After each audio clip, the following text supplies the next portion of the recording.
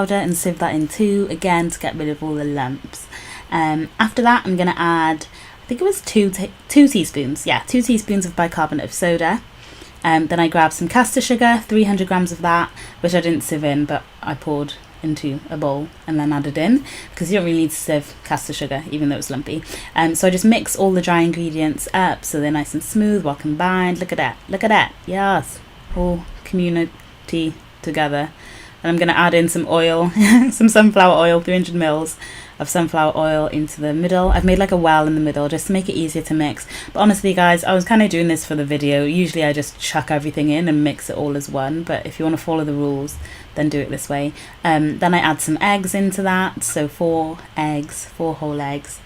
Then you want to add 300 mils of semi-skimmed milk, so just pour that in. Then I added in 4 tablespoons of golden syrup. I didn't actually measure that out, sorry, because I've made this recipe quite a few times, so I'm pretty confident eyeballing it.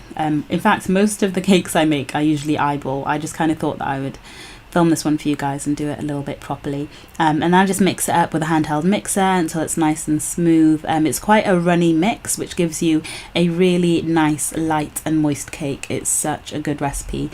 Then I grease and line the tin. Now the way I do this is that I spray the tin with some Frylight.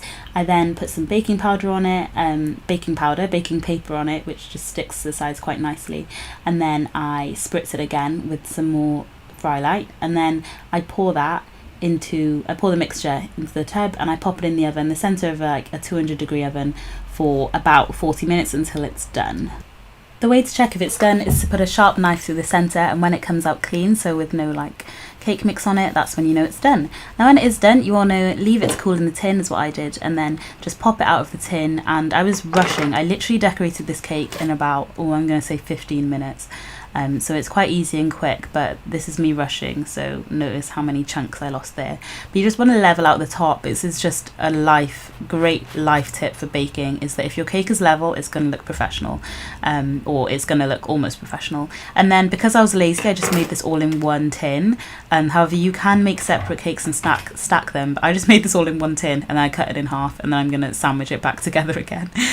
Really lazy of me. I just didn't have I didn't have another tin, to be honest, and I didn't have the time. Then I'm going to take my Betty Crocker chocolate icing and I'm going to ice that along the lower part of the cake. Then I'm going to get some Oreos. This was such a nice twist. I really like this. I crushed some Oreos on top, and then I added some more chocolate icing. Now it's quite hard to kind of like stick down, so be careful with it, but once you do get it all smoothed over, it's a really nice, like, slightly crunchy mix, and yeah, I really enjoyed that.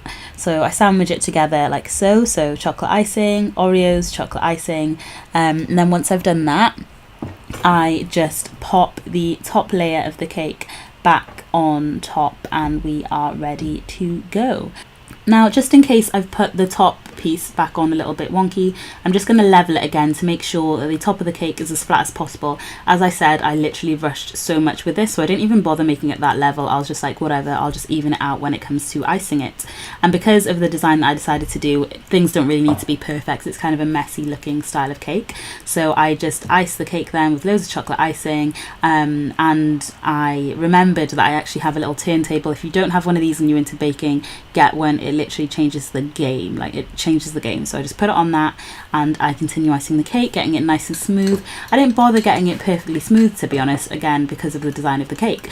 So what I did then was I got some white chocolate, which I melted in the microwave, and I added a little bit of oil, so just about 2 tablespoons of vegetable oil, just to make the consistency a little bit thinner. And then what I did was I very sparingly, and I mean sparingly, poured the white chocolate on top of the cake. I didn't even pour it, I like spooned it on. Now what you want to remember whenever you're doing a drip effect on a cake is that gravity never stops. Gravity doesn't stop when you stop. It carries on going. So if you put the chocolate on, it's best to put less because you can always add more, but taking it away, you can't take it away. So always use less to start with. Sorry for the terrible camera angle of this, guys. As I said, I was rushing so much.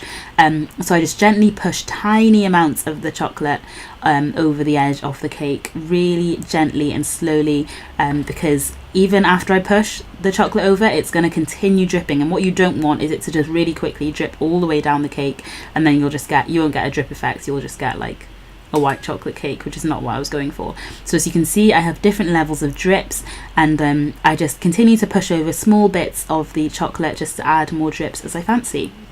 And then what I decided to do was to actually do an ombre effect. So I kind of made this up as I went along. I decided to do an ombre effect because I'd melted way too much white chocolate, so I just added some milk chocolate to the white chocolate to get a slightly darker chocolate, which I then added again to the cake. Now I didn't add this one all over the center because there was no need. You do not want too much chocolate on top, it's just going to keep dripping.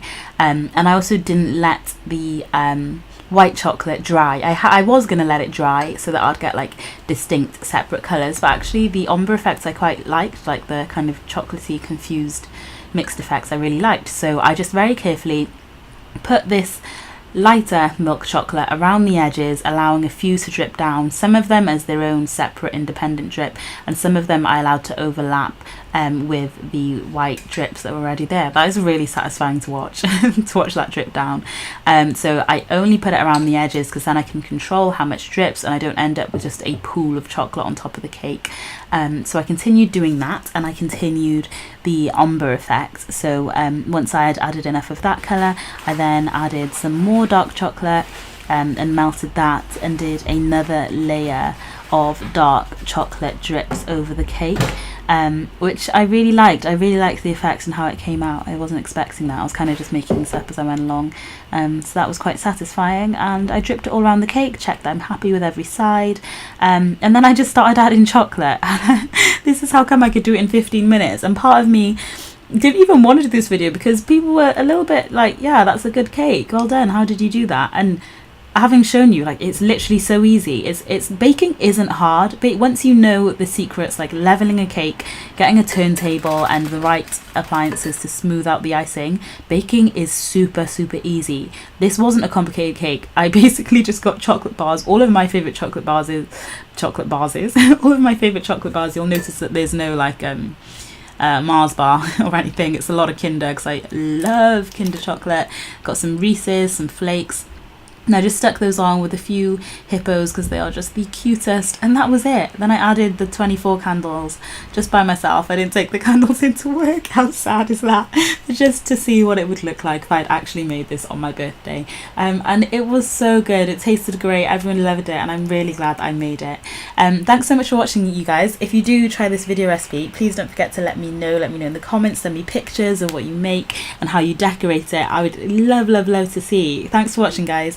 I will see you guys tomorrow in my next video. Love you, bye.